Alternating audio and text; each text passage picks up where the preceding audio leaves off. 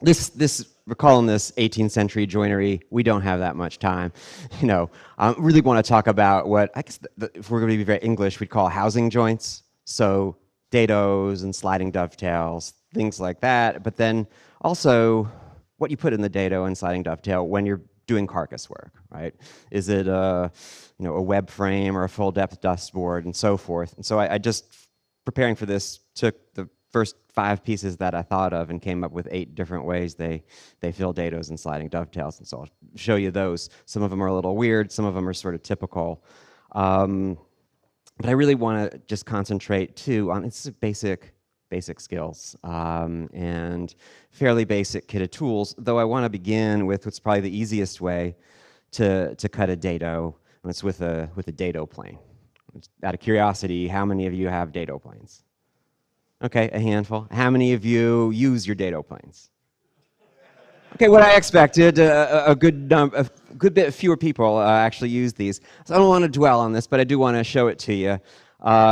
It's a complicated little devil, but that's also kind of what makes it cool. Multiple wedges here, so there are cross-grain nickers up at the front. So that's scoring the wood fibers out ahead of the blade.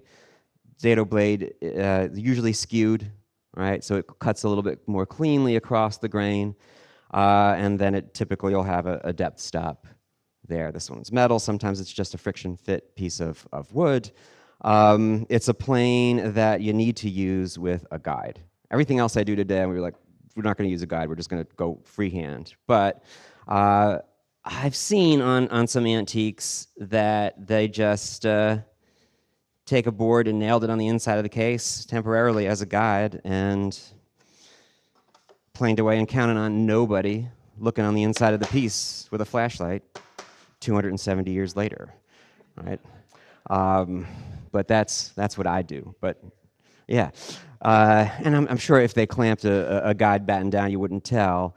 When something's in the dado, it's hard to know how they cut it, unless there's some other weird telltale sign. But with any plane that has these cross-grain nickers on it, I like to, and I'm sure a lot of you know this, like to begin by pulling the plane backwards a couple of times, just to score everything. So I haven't even marked the dado here. I'm going to let those nickers mark it for me. I probably would have put, a pencil line on there and made sure I've got my batten in the right place, obviously, because I've got to coordinate with the dado on the other side of whatever this is. But it's going to draw that back a couple of times. And yeah, okay. Just take this out so you can see those marks. You see that there? All right, so it made 2 of them. And this, because I don't want to dwell on this plane, I got it set pretty aggressively, so might get a little crunchy. We'll see.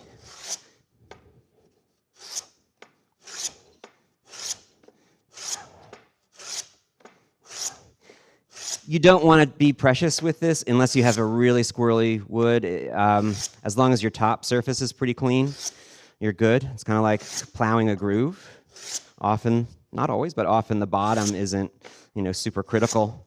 The nice thing about a depth stop is it reminds you where you're putting more pressure. But that skewed blade, when it's sharp and doing what it's supposed to, is going to take those nice spirally, curly shavings. Some of these dado planes don't have skewed blades. They don't cut quite as cleanly, but that's just, I don't know why they were designed that way, but they were. If you don't have a dado plane, you could always do the same thing with a combination plane, right? Get both of those nickers on. It's just you don't get the skewed blade, but generally you're not too concerned about the bottom. So anyway, I could keep doing this. There are disadvantages to this tool, though. One of them is you can surmount this, right? But it is fussy to set up. Those nickers and that blade, everything needs to be right in line. Your blade can't be angled off this way or that way, or the side of it will start cutting and pushing your dado one way or another. There's a giant hole in a thin piece of wood, in the middle of it that wants to move this way or that way over time. So if you're ever looking for these things, and they're neat to have, definitely check across, along the length with a straight edge, and make sure that it's not too out of true. Because if you start taking too much away from this, you change the size of it, obviously. And that's the other big problem with this does one thing in one size, and that's it. Theoretically, you could step this over and try to make it wider, but generally, having one dado plane means you're going to want more in different sizes. And I know you already have this problem.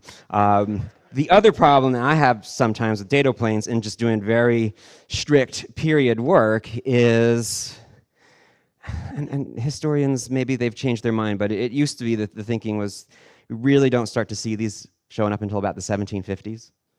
So when we look at earlier stuff, they're probably not done with dado planes. I was looking at a later high-end English piece the other day, and from the wavy shape of the dado, again, deep inside the case, nobody should see it. It's like, no, they didn't plane that. They were using a saw. And so that's, what I want to get into now with dados and sliding dovetails is sawing these things and chiseling and using a router plane. Again, how many of you saw dados regularly and chisel out the waste in between? So a couple of folks. Okay. How many of you want to try it someday? Well, that's good. Okay. It's a long, so especially if we're doing a case piece and you got 20 inches and you're going to use a relatively short, and this is a long carcass saw, right? But that's still a fairly short saw. It's not as long as your board is. And so with dados, we're often in that situation where we're sort of sawing something that's longer than the saw, which we do all the time in other contexts, but across the grain like this, it seems weird when you're not going all the way through to me. Generally speaking, I'm going to dovetail a carcass together, dry fit it, and then I'm going to mark out where all my dados need to be. They're going to knock everything apart, cut all my dados, put it together again. When I'm marking out where my dados are, I want to mark the depth of them. I want to hold my dust boards or drawer blades, whatever it is, up to that spot. Make sure I've got the length, dialed in. And then when I actually go and to cut the dado, I will usually, got one sort of half done over here, but I'm usually going to knife my line, maybe on one side, cut that, and then I'll often bring the board to that, and then just make an exact mark so I kind of know how big it needs to be. And I'll usually just stay just a hair on the inside of my line. That way, if it's too big, it's too big. If it's slightly too small, it's easy enough to take a couple of shavings off of this board or move the wall back. But usually easier just to plane a couple of shavings off. And it shouldn't be more than like that, right? Like just a couple of shavings to get the good fit. When I'm fitting these things, I'm often pushing down on it and making sure it works. You got to remember, too, that when you have the whole case together, you're probably putting it in by sliding it that way. So if it's tight in one spot up front and then looser back here, and it might not go through. So you got to try test fitting it that way as well. So I don't know how well we can see this here. I've knifed my line, and I've marked how deep I want this to be. The rule of thumb for depth, most people will tell you either a third to a half of the thickness of the board. Some people are really committed to one or the other of those, but generally a third to half is going to put you in a good place. We'll see sometimes you'll actually go a little bit deeper than that, like 2/3 through, but we'll get to that in a second. So I've knifed my line, and then I've created a little knife wall, right? So came back in, beveled into that, so I've got some place for my saw to register in.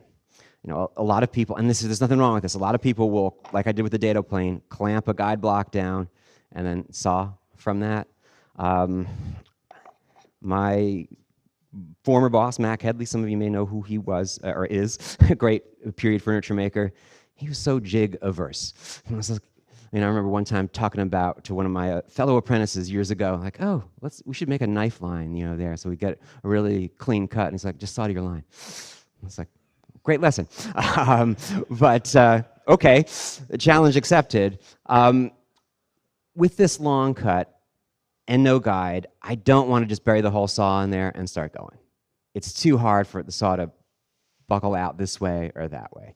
So what I do is start with the toe of the saw where I want it, and I just cut with that part and slowly make my way back just using the toe of the saw. And then every once in a while, I'll just take a long pass just to clear out the sawdust. I'm not trying to go to depth or anything. I'm just trying to deepen that curve. And I do like to clean out that dust every now and then because it's very easy for the dust to build up and the saw just kind of kinks. It stops, and that's not great for the saw. This is a cross-cut saw. At Colonial Williamsburg, we do everything. We can talk about this later if you want to know why. We do everything with rip-filed saws, but this is nice in this situation. So I'm just making my way across, all the way across here from one end to the other, and now I can actually start sawing. And I'm using my offhand to sort of steady this. I'm trying to stay nice and square, and it's hard to show you this, but incredibly light grip on the saw. The more I squeeze on this, if we look at this, mess up your shot there, but right, there's my saw with a very light grip. There, I tightened my hand, right? Want to pull that saw in one direction or other. The problem is, as things start to go off course, what do? You white knuckle the saw, and what happens? You make everything worse. So that's a counterintuitive thing. But this is an easy thing to practice. Take a board, saw a bunch of lines across it, right? And if things start to go wrong, you actually lighten up and try to move things this way or that way. And then when you're talking and you're doing this, you should pay attention to how deep you're getting. I'll usually bring it all the way to depth on the side, close to me, and then sort of take it the rest of the way. And there is a bit of staring at this other side. You guys can see that. I mean, you could help. You could tell me, stop sawing, Bill, or keep going. But anyway, so saw cuts made, fairly straightforward thing. But again, that sort of takes some practice. Sometimes I do a knife line like that. I've done it other times where it's just a pencil line, and I'm just, very carefully working the saw back. And the first times you try this, that's nerve-wracking. So, you come in and chisel everything out, and I'll start at the far end, just knock a little bit of that wood out so I don't blow anything out. But now you can just be really aggressive. Again, there's no reason to be precious with this stuff here. We're just trying to get this wood out of here, and we're trying to prove the point to our buddies that hand tool work isn't slow.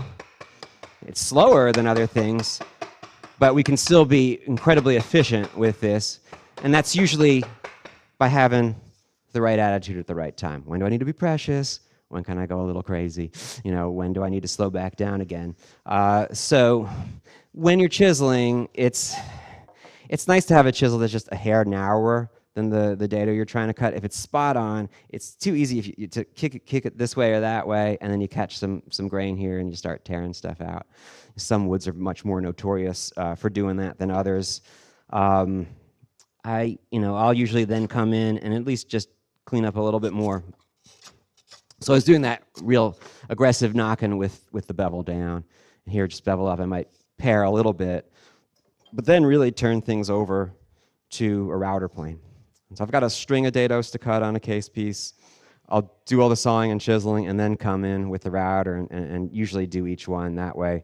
I don't have to constantly set it and then, kind of do some of those things once. For this, if you come and see me at the bench, I've got some of my tools from Colonial Williamsburg there, but I thought for this I would use normal hand tools, a little more familiar to everyone. The router plane I have in the shop is kind of like this. It's just wood, and you're just constantly hammering, to lower the blade, and it's actually.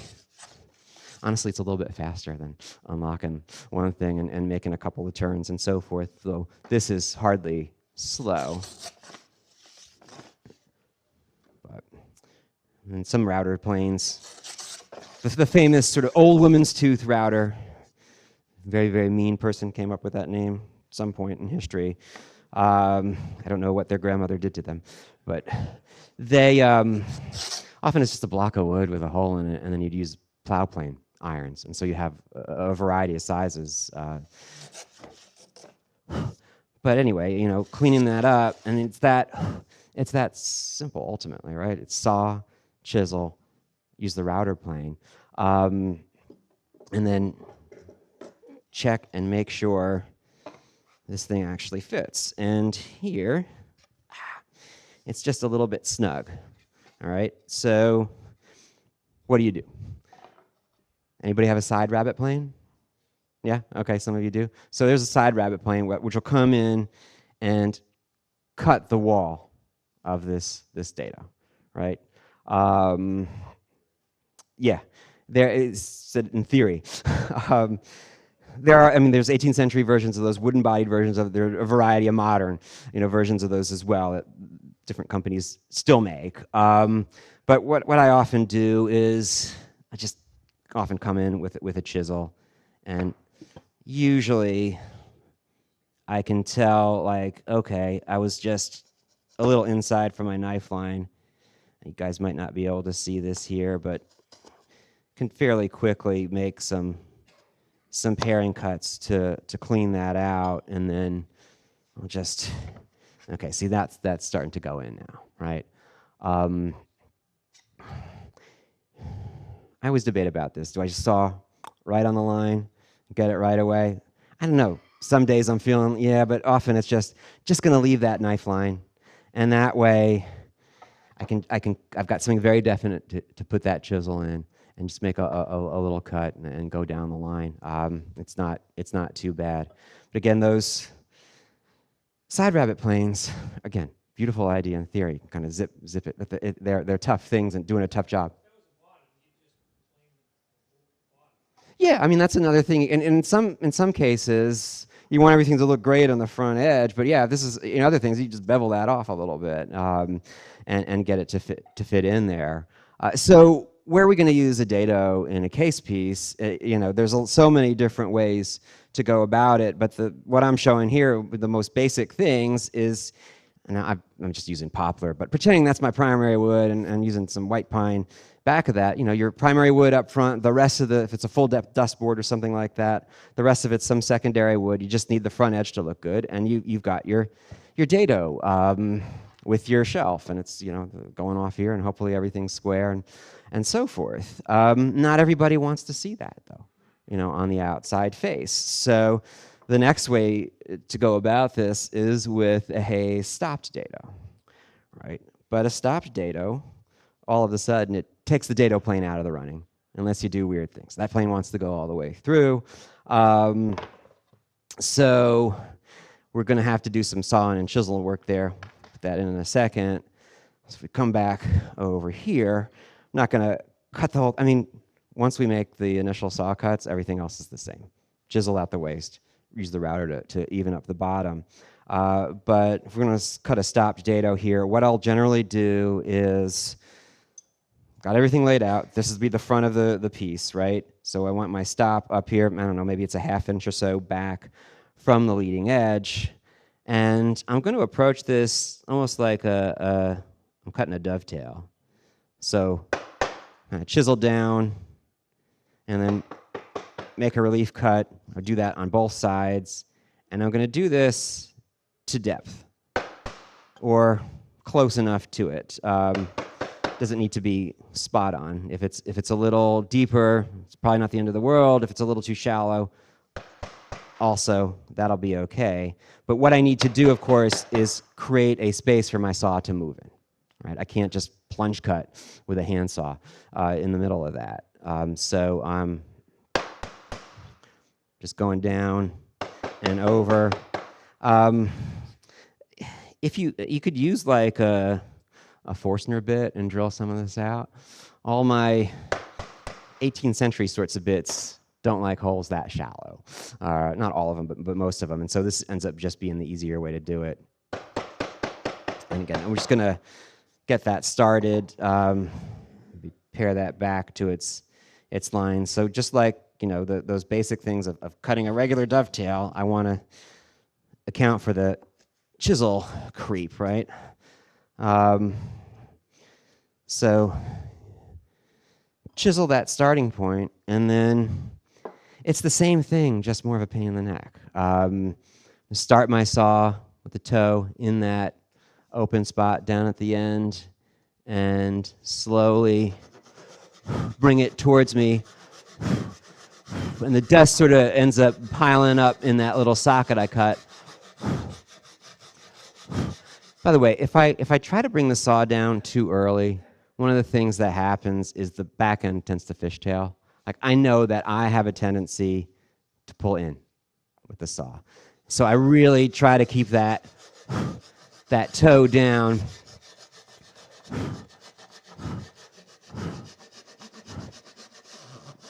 And then go long. And I'm trying to keep even pressure throughout the saw. It's one of those things where if I tried to explain what my arm muscles are doing, I can't tell you. But it's one of those things, sometimes if you think it, you start doing it, right? So I'm just trying to think about having pressure down at the toe of the saw. And you got to do something a little bit different with my hand, no doubt. But again, we can just now obviously make that other saw cut and then, again, chisel out the waste. But it's, I think, worth practicing this sort of thing. Because you can use a guide block, but there are going to be cases like if you're making a pedestal table and there's a sliding dovetail going up from the bottom of that. It's hard to clamp a guide block on there or something. It's just easier to do that freehand. So let's look at a couple of other situations. So many case pieces have some sort of frame, right? But a lot have full depth dust boards. So we got that version with the full depth dust board all the way through. The stopped dado version. Another thing that is kind of like a real cheap way to do this in the 18th century. And these people were cheap too, okay? So wood's expensive. You want your dividers to look 3/4 of an inch up front, but do you really need 3/4 of an inch going all the way back for that dust board? Not necessarily. You could plow 2 different sized dados, or you could make one fat dado, right? Put your partition in there, okay? And then take something thinner, make that your dust board, right? But it's too loose. So what do? You just take little bits, and you stuff them in there. Assuming normally you'd actually just put something a little longer in there, stuff it in later, and then cut it off. But let's see, which way am I going? No, I'm okay. Let's sorry. You see that? And that's by the early 1700s, they start doing this. Is it the best way? Probably not, but the junk they stuffed in there is usually still in there. So it's, sometimes it's the lamest thing that I say all the time. I don't know, it worked for 275 years, so sometimes people get away with things for 275 years too, is what that could mean. We'll see more of this sort of thing. The other way, like the fastest way to do a stop dado actually, is to cut a through dado and then just cover the front edge with a strip. And that's done, all the time. And sometimes it's done with, the same on the front, and it could be a veneer, but often enough it's like a 3/16 1/4 piece that's just glued on the front that conceals things nicely. But again, if you have a lot of dados to cut and you're trying to work efficiently, you're going to start thinking about those. Okay, what else can I do? There's a wonderful piece at Colonial Williamsburg, 20-inch deep mahogany case sides. It's a bureau table, so 3 drawers over here, 3 over here. They cut all the dados in the wrong spot. They filled all the dados, cut all the dados in the right spot, because they knew this cabinet shop, we have a number of pieces from them, they always put that little strip on the front end. So again, I don't even know if I would have filled it. It's nice that they did, right? But it's a bad day, but again, nobody's going to know about that. And this is a high-end mahogany piece. You're not going to waste 20-inch wide mahogany board, right? You're going to make that fix, and you're going to eat that time, trying to fix it. Did you have a question? Yeah. Uh-huh. Probably, yeah, yeah. I mean, I guess in theory you wouldn't have to, but yeah, I would.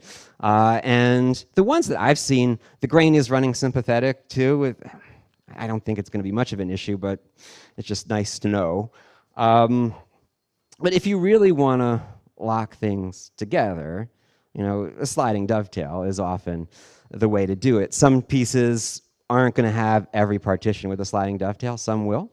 But in certain cases, like if you make a bookcase on top of a desk, right? You might have a lot of dados for adjustable shelves, and some that's all they've got. A really nice way to do it is to fix the central shelf with a sliding dovetail.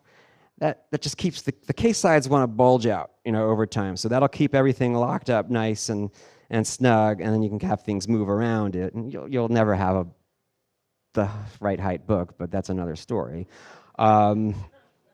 So sliding dovetails, a lot of times on 18th century pieces, not always, but the ones I'm going to show today are just like a half dovetail. It's just angled on one side, square on the other. Do you put this up or down on the case piece? If you want to have an argument, go for it. Again, copying, I don't always copy pieces, but that's a nice thing about copying a piece sometimes is like you just blame it on the other person if somebody disagrees. It's like, well, that's what they did. But I think really ultimately either way is going to work quite well, and it's going to provide a good bit of strength. Ultimately, right, a sliding dovetail is, at least the socket part of it is a dado with one angled wall or two angled walls. There, of course, are sliding dovetail planes. I don't have one, so we can do this by hand. Usually, I'm a pins first person, in regular dovetail world, but you do you. I kind of do it both ways with sliding dovetails. Usually if it's a short thing, it's like just a drawer blade, and there's something else beyond that, maybe 3 or 4 inches, I'll usually cut the tail part first, and then actually transfer that over. When it's a full depth thing, that's very awkward, and I'll usually just rely on the bevel gauge to mark out. So we'll see that in a second. But when you think of sliding dovetails, you think of often tapered sliding dovetails, right? Looking at 18th century pieces, you often can't see that. Can't see whether it's tapered or not. I can see that it's dovetailed. See something apart once in a while, you might be able to tell that it was tapered.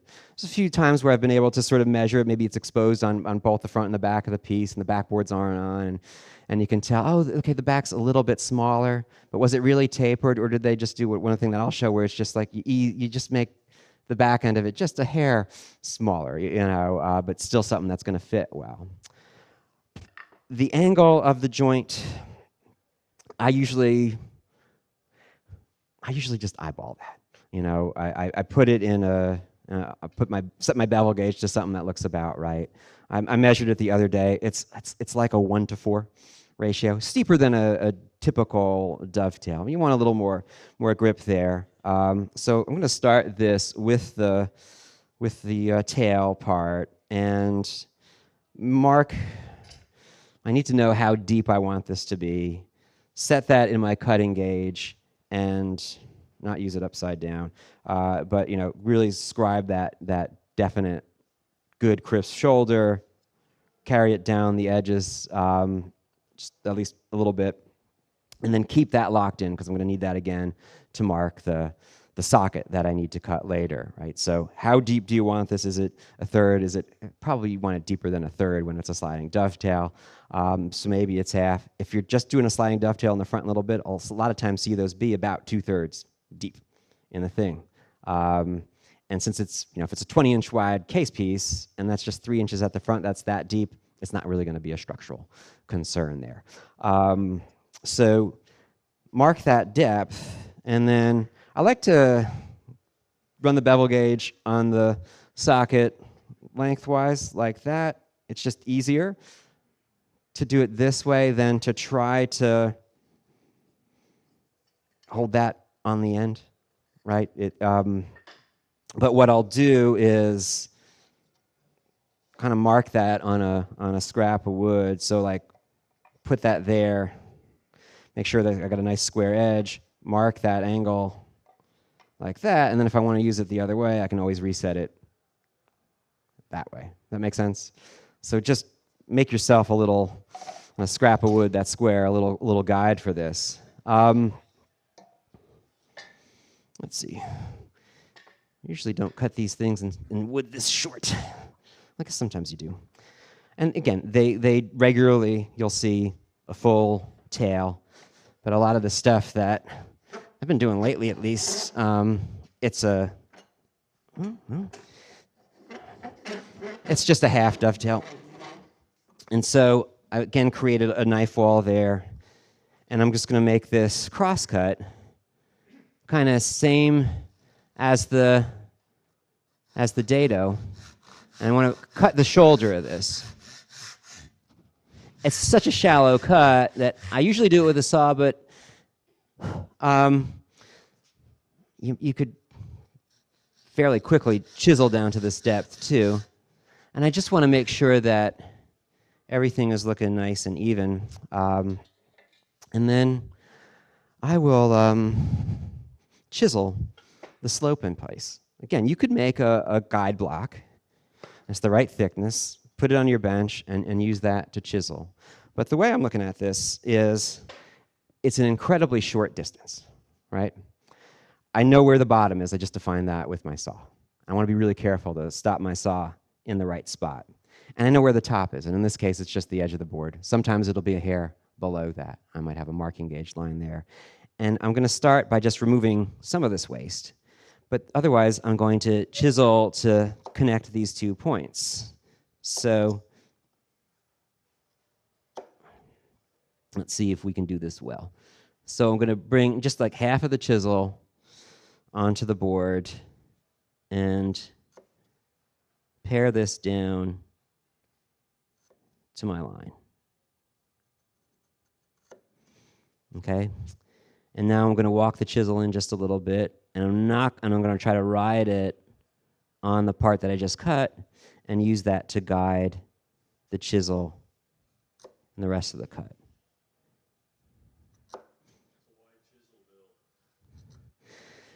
So I'm going to use, usually with this, I like to use about an inch wide chisel. On really long ones, sometimes use this guy, which is an 1 3/4 inches. This is a blacksmith-made chisel. It's my favorite chisel, but it's sort of nice because I have a lot I can ride that on. And then I get a lot of power out here, but a lot of control as well. But because most people don't have a chisel like that, an inch chisel actually is very controllable in this, or however many millimeters this one is. And so it seems too simple, but like with a regular dovetail, the first part of the joint is easy, right? It's making the second part fit this. But that also means I do have a little bit of flexibility. What I want to make sure, though, is that I'm not too fat or way too narrow in the middle, right? So I think that's okay, but I'm going to put put a straight edge on that and sight along it, and I can see there's like a little bit of a bump in the middle, and so just carefully clean that up. And I'm going to leave this, so eventually I'll probably take a shaving, like a hair off the back end of this so it slides in a little bit easier, but I want to leave it really nice and good right now because that's the part I'm going to mark against the side of the piece, right? So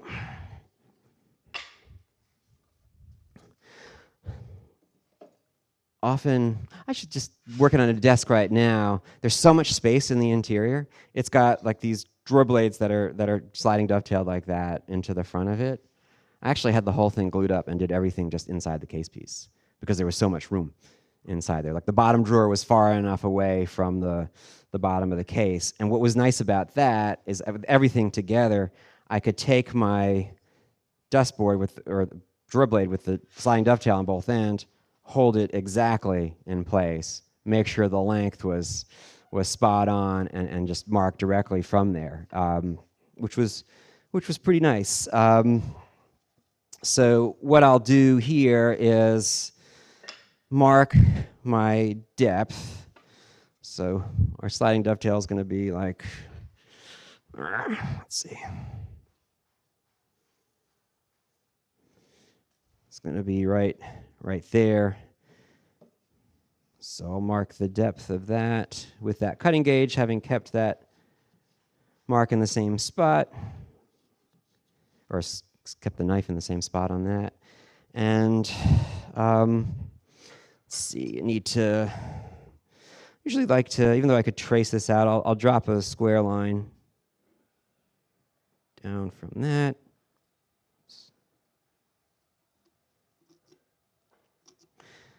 And then,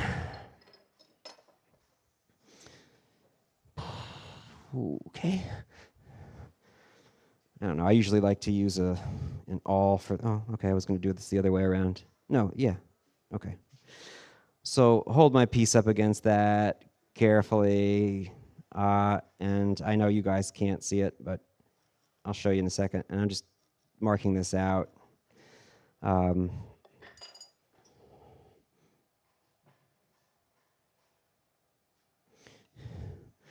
There was a time where I sometimes didn't need to put a pencil line in a knife line, but those times are over.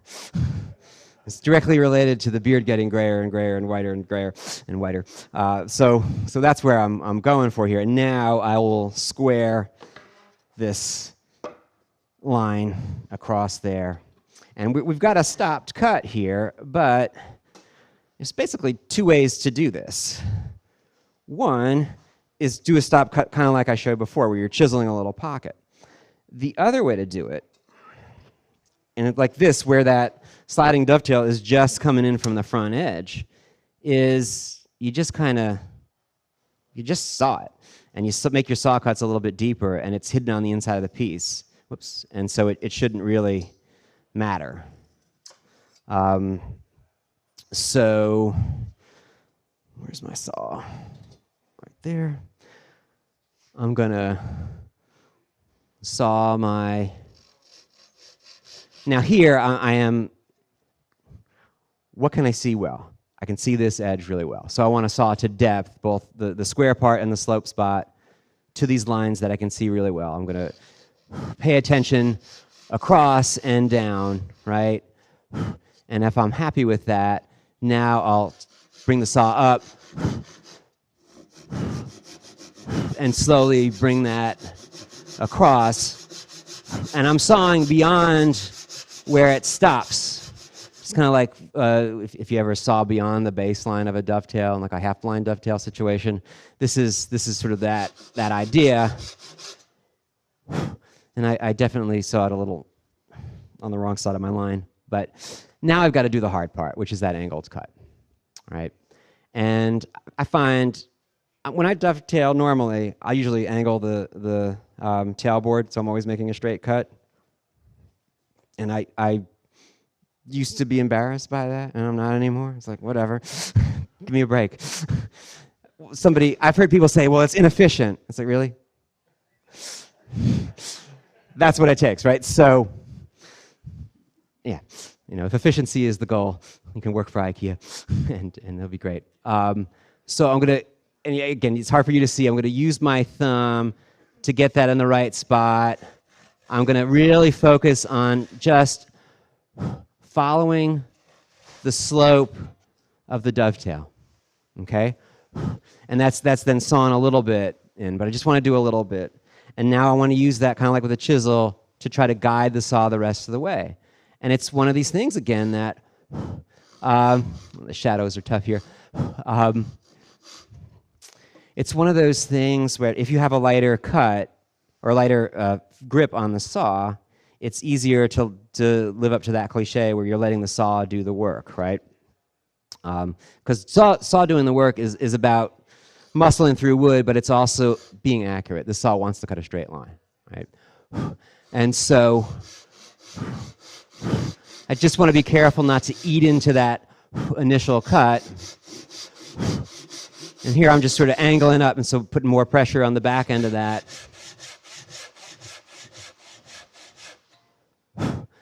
And so now it becomes a chisel story. The problem is, if I start chiseling this, I've got that angle, are these chips coming up, are they gonna catch that overhang and split something out? Maybe. So sometimes what I'll do is just drop a quick saw cut down the middle.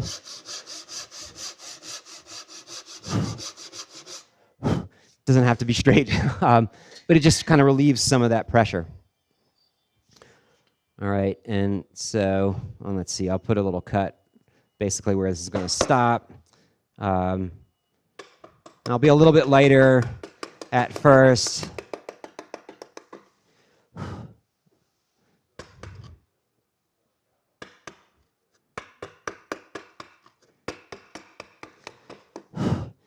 And as I get further back in there, my saw didn't reach everything, so we can start to get a little bit slower, to where now I'm going to also have to chisel vertically.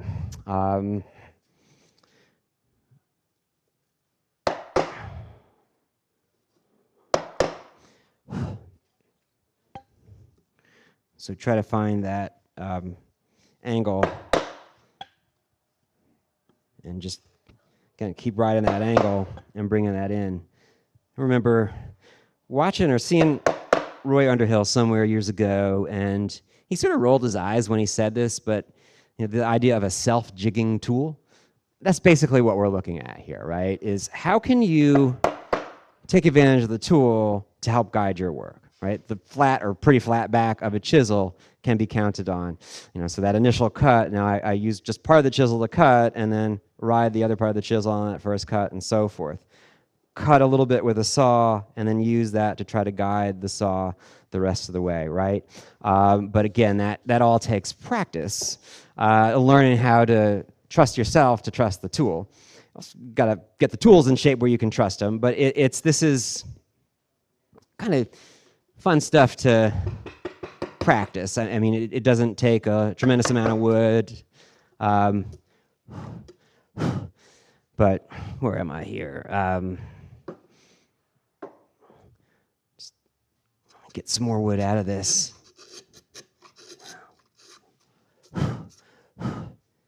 And for the sake of time, I won't worry too much about going in deep there. Let's see, is this router too wide? No, it'll fit. Sometimes you do have to be careful with the router plane coming down, catching those fibers are very fragile, because they're not really backed up.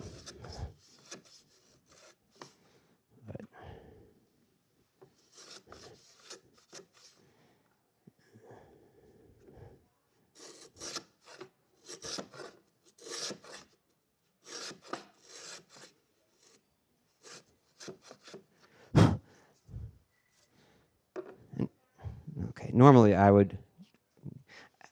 I'm sorry, I should have asked. Are you able to see well enough what I'm doing? Is that okay? Okay, cool.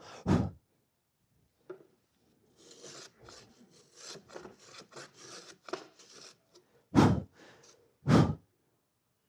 right, just a tiny bit more. That wasn't a tiny bit.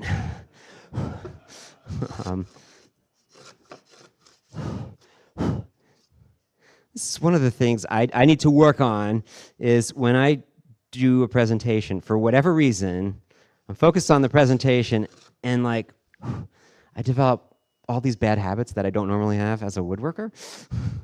But now I'm going to come in and sort of clean this up, because I think I was just off my line there.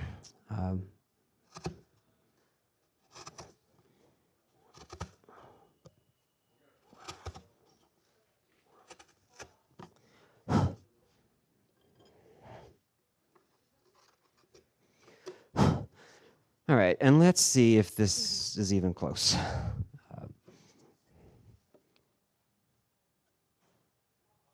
Okay, yeah, it's close. It's not going to fit right now. So, but it's close. I think I gotta clean this up a little bit. Sorry to turn my back to you.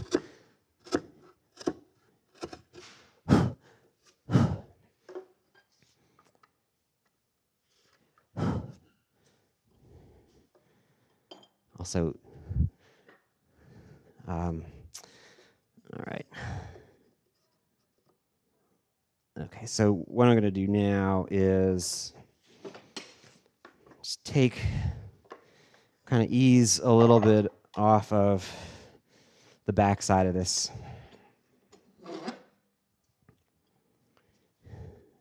Which is tough to know about how much. It's just like a shaving, basically.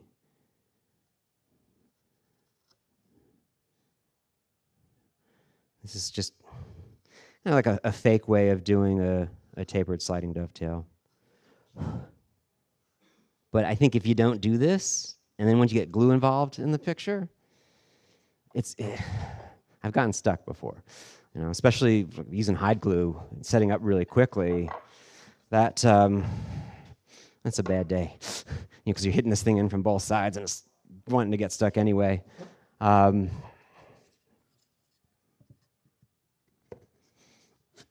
Yeah. All right. So that's a pretty good fit. Now it's like really tight, but for the sake of being dramatic with the camera here and everything, let's see if we can just make it fit all the way, not break anything.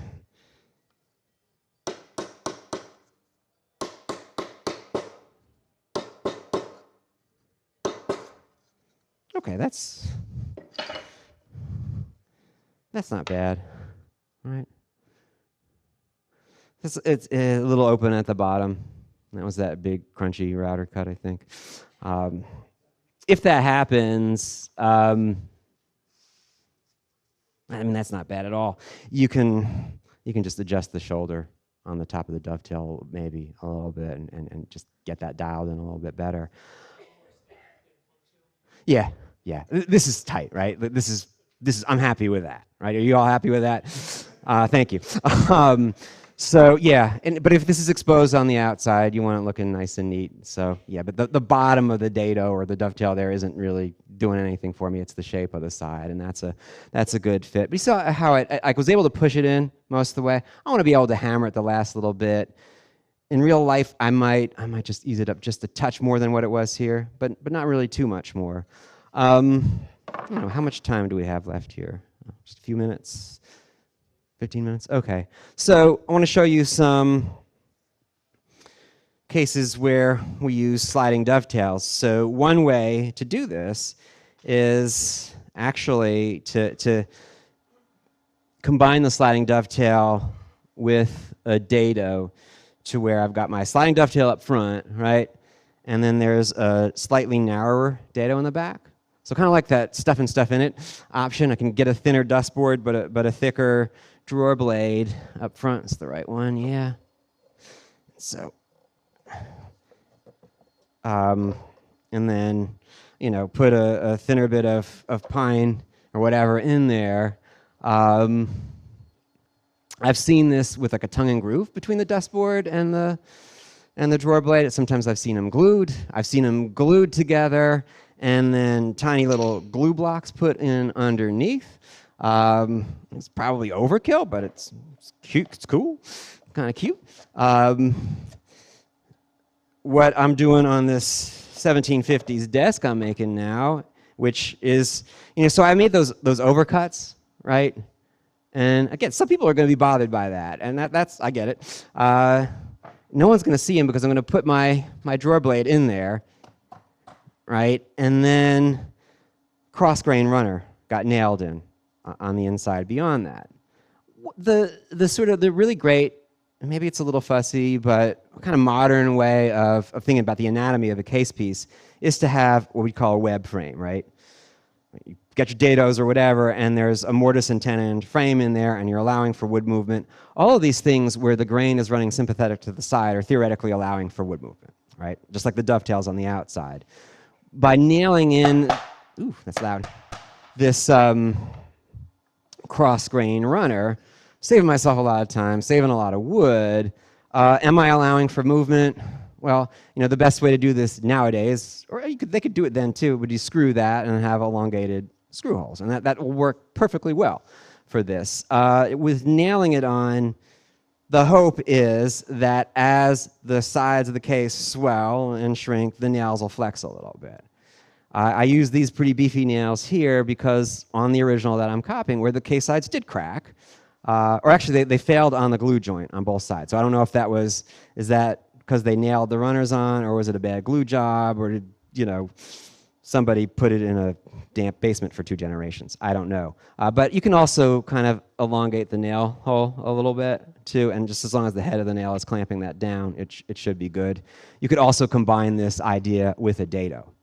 And the advantage of that, it's a lot easier, I think, to have that very definite dado for this runner to fit into. Because when you go to fit this in the case, it's so easy for it to shift a little this way or that way as you're nailing it in with no reference. And then the other way you might, or another way, because again, there are millions, we can combine a full width dado with like a short, stubby little dovetail up front for your, yeah, that's not right, for your, yeah, that's how it goes, okay. For your drawer blade, I only have one antique piece of furniture at home, and this is how it's done. So that goes in like that. Same techniques for cutting it. Thin dustboard, also too loose, but instead of just stuffing random stuff in there and cutting it off, actually, let's see, you can see this better. Put your thin dustboard in, and then made a very regular sized thin piece that goes in there. So it stuffs it. It makes it easier to cut that one dado. But then what this becomes is a kicker for the drawers. All the grain's running sympathetically, but with a real thin dustboard, again, these shops are trying to save money, especially the London shops. As you pull that drawer out, that's going to keep it from kicking down. I don't know that it's going to kick too much, but that's, again, another solution that you see from the early 18th century. It's sort of whether it's a dado or a sliding dovetail up front, this is the nicer way of doing this than just stuffing stuff in there. But again, that method did seem to work. The most brutal way to go about this, and we do see these often enough, is just a full depth sliding dovetail. Anybody ever cut a 21-inch long sliding dovetail? Yeah. Even with machines, that's a challenging thing, and then it's a pain to get all that to slide in both sides. Yeah. So those are the situations where it's nice to have other people help and spread that glue and then quickly get things together. So again, this one I had it okay, and then I made it. This is a little too loose probably, but I didn't want to take forever hammering this home. But it's nice and neat up front, and then the back of this one I'll show you. See, it is a little loose in there, so we want to aim for better than that. The last way to do this is the tapered sliding dovetail. Usually on those, at least with the period case pieces, it's going to be stopped, right? So it's a stopped joint, and then so it's really hard to tell if it's tapered or not. But that should slide together really easily most of the way, right? And then it's just going to get tighter and tighter at that final little bit as it locks up, And that, again, I was able. Usually it's a little bit of hammer pressure, but that's not a weak connection there. Okay. How do you do the tapered thing? The mechanics are mostly the same as cutting the other type, but you're creating a dovetail, that looks like that. Yeah. Right, and so with this, I actually cut the socket first.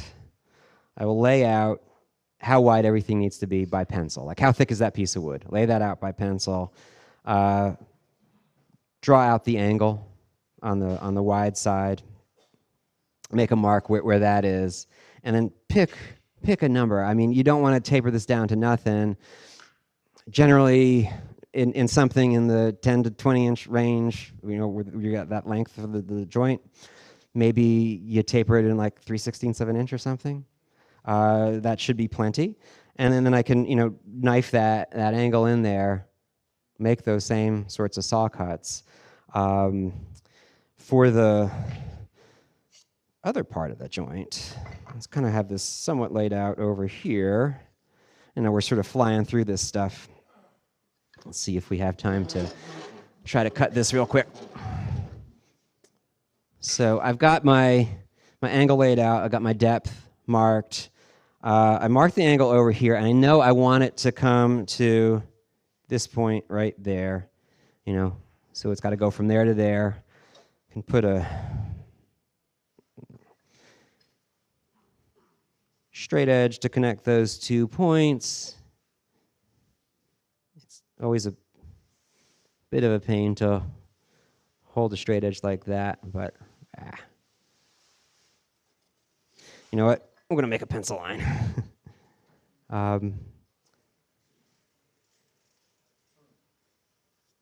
Okay. So the crucial thing in trying to do this is, actually, I need to hold it this way so I can see it. Well, I can come to the other side. I need to use I want to hit my baseline for that perfectly on either end, and I'm going to use the saw as sort of the depth gauge for that. If I stand here, you can see, right? Okay. So,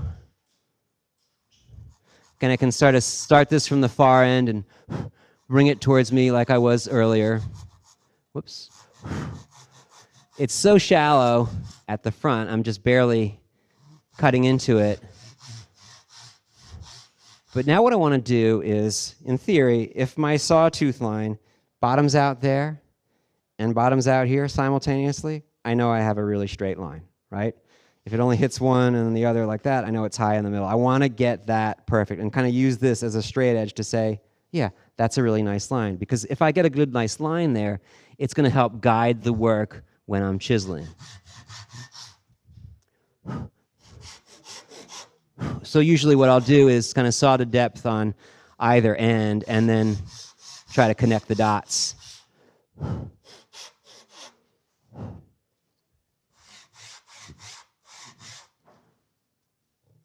Okay. And now, if we look at that, so there's the back side of this. Theoretically, that saw curve tells me where to stop my chisel as I'm chiseling down there.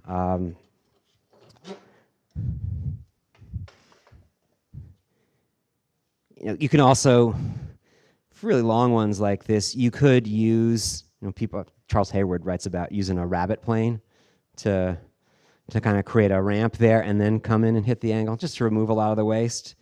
But this waste is going away pretty quickly.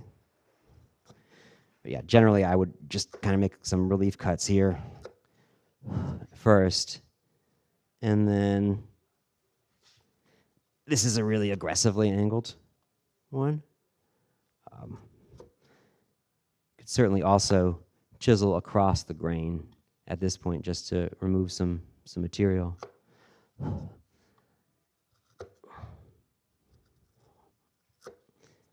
That was too deep.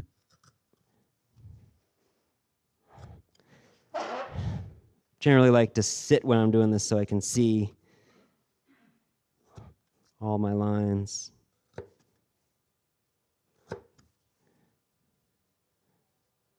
So, this is freehand stuff, but the idea behind this is coming up with a strategy to sort of rein your hands in a little bit, to give you something definite to work to.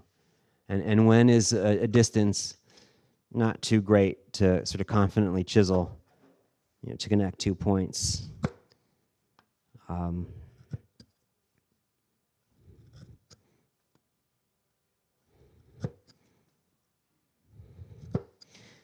And of course, we could have spent this whole time just talking about this joint. I'm just trying to give you some basic ideas and then a bit of a sampler of all the weird things and interesting things you see on the old pieces. So, yeah, okay. I'm too fat still, but let's just try this out.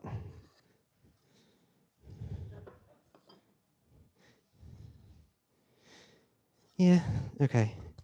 Would have to clean it up a little bit more.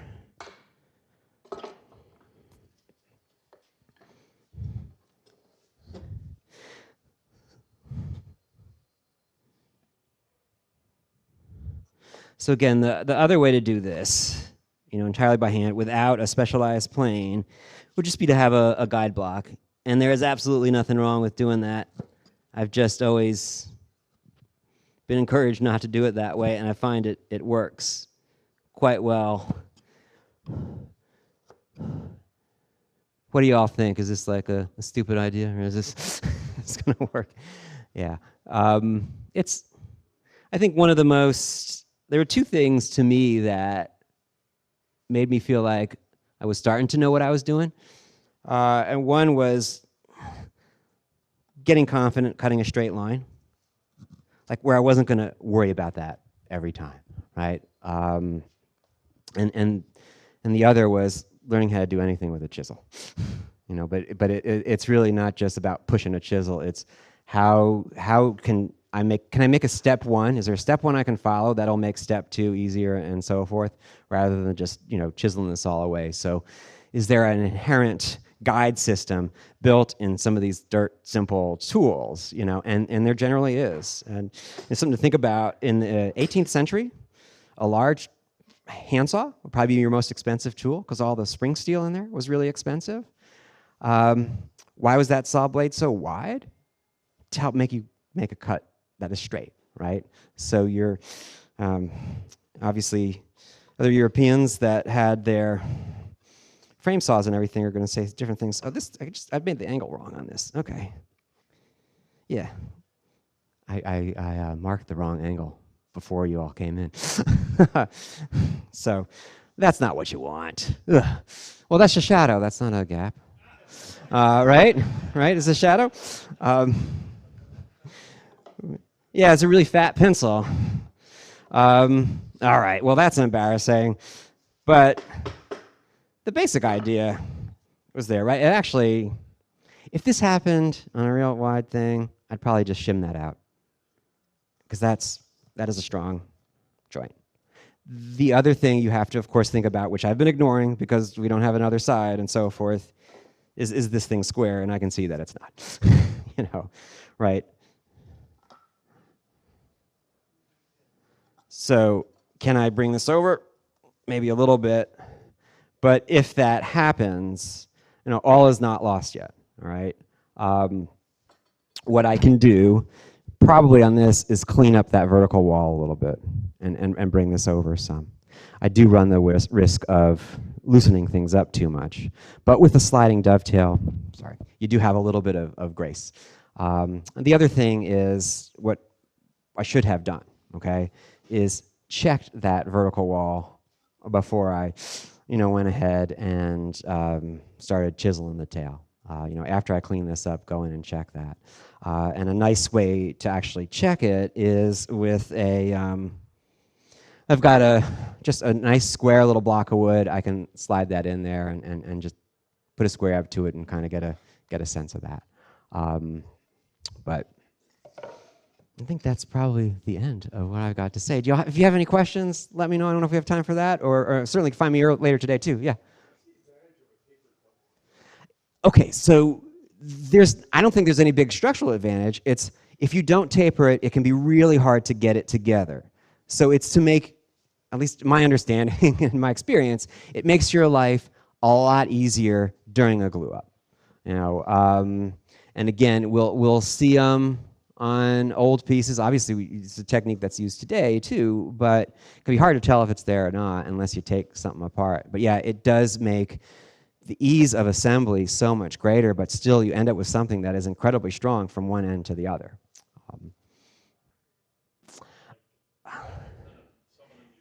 Right, yeah. So which part do you pair with either? Um, First, I try to diagnose if there's a problem beyond, like, I marked something too small, right? Uh, where's the problem? And let me try to fix that, first. So if I can see that the wall of a dado is canted in a little bit, and so it's narrower down at the bottom, I want to fix that, rather than trying to make the thing that's sliding in there match that strange angle, right? Other times, if all things are equal and I don't really see a problem, which is easier? Which do I have a better sight line on? If I've got a long dado and I'm just chiseling all that end grain, it's easy for the chisel to angle in. Well, it's probably easier at that point to just grab a plane and take a couple of shavings and test and so forth. It's also easier with the plane in that case to get the board that's going in the dado, keep that nice and even. Again, because if I have to slide this in from the front, I don't want my dado to have it's a little narrower here, a little wider over there, and so forth. But yeah, just trying to troubleshoot where's the problem. If I find it, can I fix that, and so forth. I think we're probably at the time. Ben's here now, so he's telling me to shut up. It's good to see you too. But thank you all. If you have other questions.